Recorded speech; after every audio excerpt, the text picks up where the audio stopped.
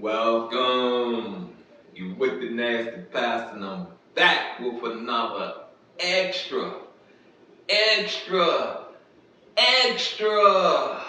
Look, man, it's a good one. You know what I mean? Look, I'm gonna be honest with you. All my extras good. So if you haven't seen them all, you got what I'm saying. Go on Vimeo. Stop being stuck up. Go on Vimeo. And I'm gonna toot my own boat. Your pastor ain't got nothing on me. Nothing on me. Believe what I tell you. Shoot. Anywho, today's extra, you got me? Today's extra is about life struggles. You get me? And I'm gonna take a moment to talk about this post, this video I saw yesterday about this woman. You got what I'm saying? It comes on. She got her little hoochie shorts on. You know what I mean? Cheeks just a jump. You got what I'm saying? Just a jump.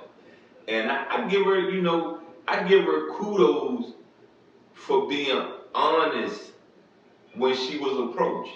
I give her kudos, and like she said, I really don't have time for nothing else but money.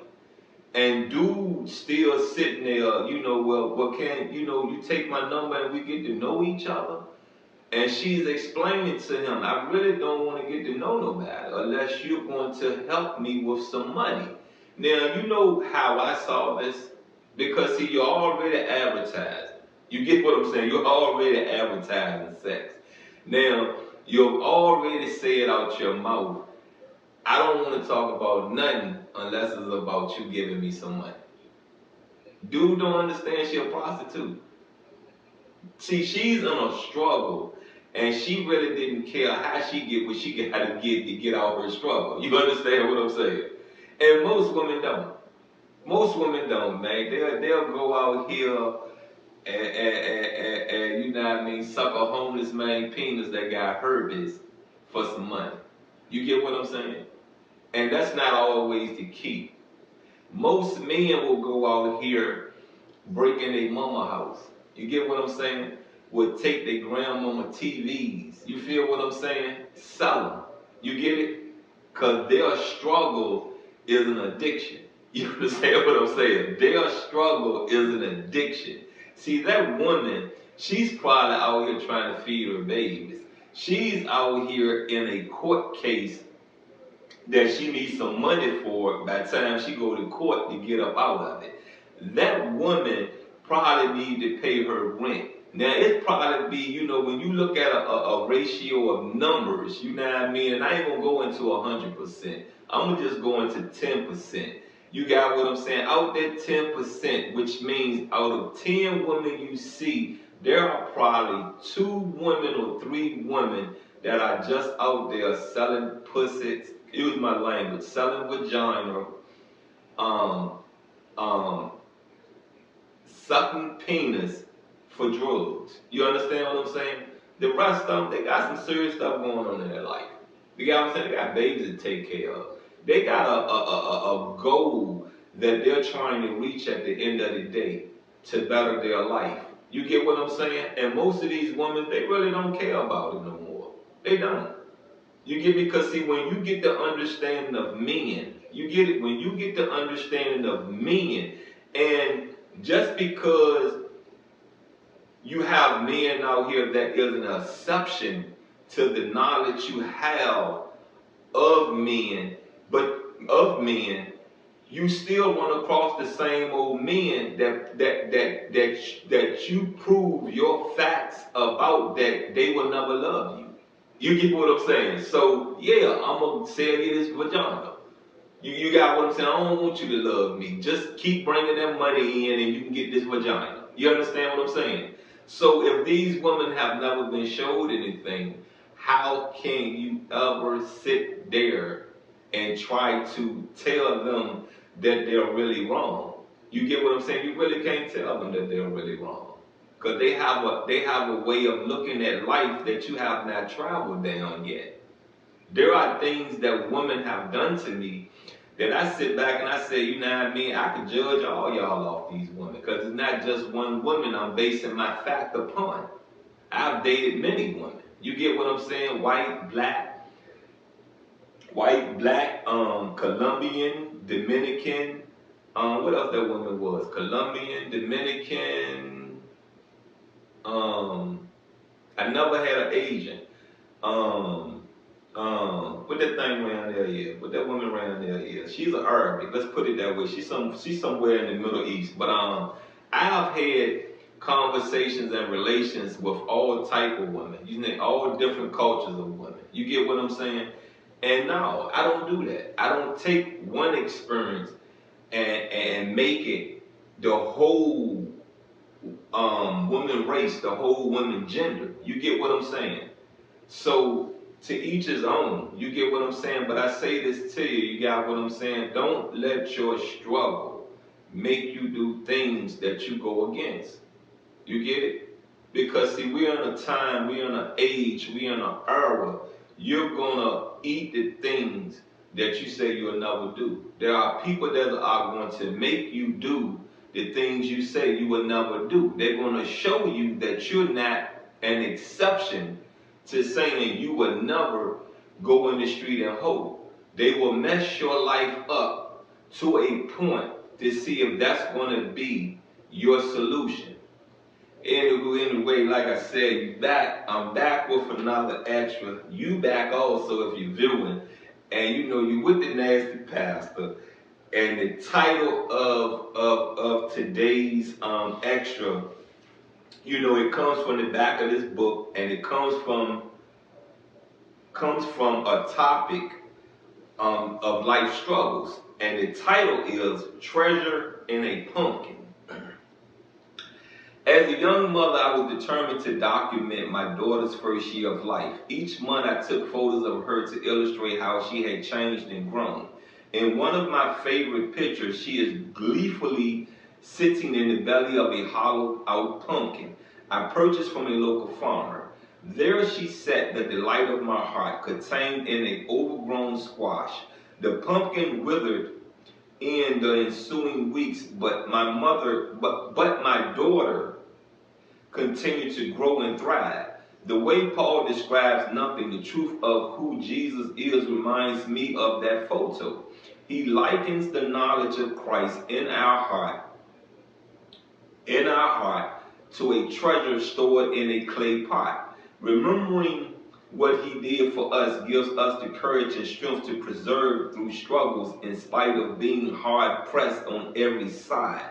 You know, let's pause this right here. You got what I'm saying? Do you know that struggle Jesus went through? How you even saw the Passion of the Christ? You know, they're going to crucify this man, and they made him carry the cross they're going to crucify him on. If he failed, if the cross failed, they whipped him with whips that had spikes at the end. Come on, man. Come on. Come on. And I'm going to say this, you know, I'm going to start a little something with this extra. What was done to Jesus? Here, what was done to Jesus, this one man, I don't feel it even amount to what us Kemites did to a nation of Jews. I don't feel it does. I don't. Close to 1 million of y'all walked up out of Africa, unharmed. And when harm came, who protected you? Not Allah, because if you let the minister Elijah Muhammad tell you, Allah is Mustafa Muhammad. You get what I'm saying? You get it? I'm not taking his words and making trickery out of it. Look, go to my reading, The Fall of America. You got what I'm saying? Do you understand what I'm saying? It hasn't been released yet, but go over there and catch up. By the time you catch up, it should be released.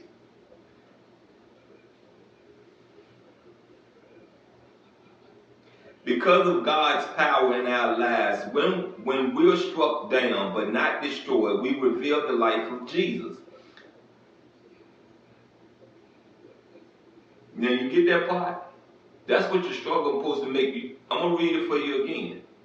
Because of God's power in our lives, when we are struck down but not destroyed, we reveal the life of Jesus. Now you understand that, right? Right? When you're struck down but you're not destroyed, hear me? You're not destroyed. You're not broken. You understand what I'm saying? You're bruised. You get it? You're bruised. You still have life. You get it? You get it now? It's time to do what? Get into your righteous path and don't lose your way in your righteous path.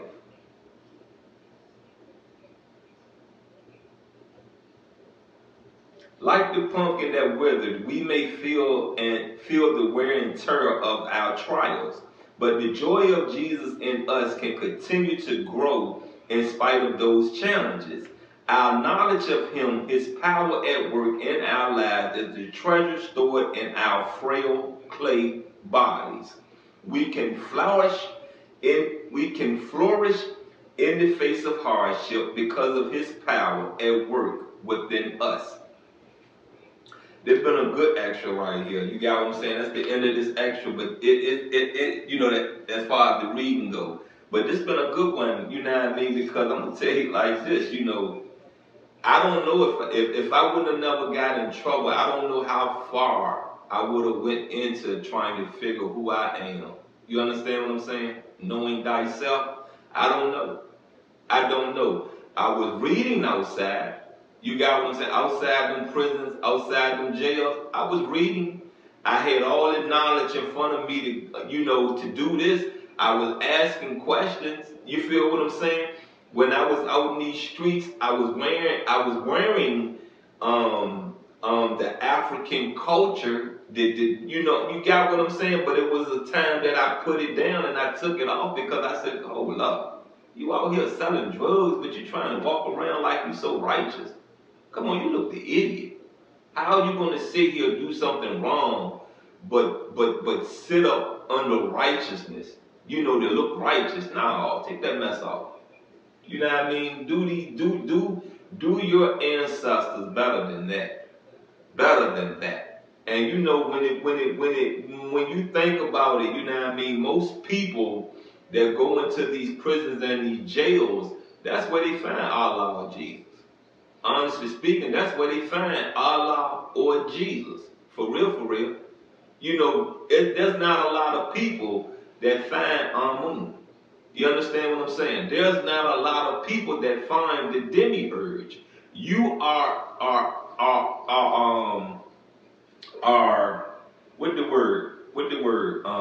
introduced to Jesus before you are introduced to the demiurge.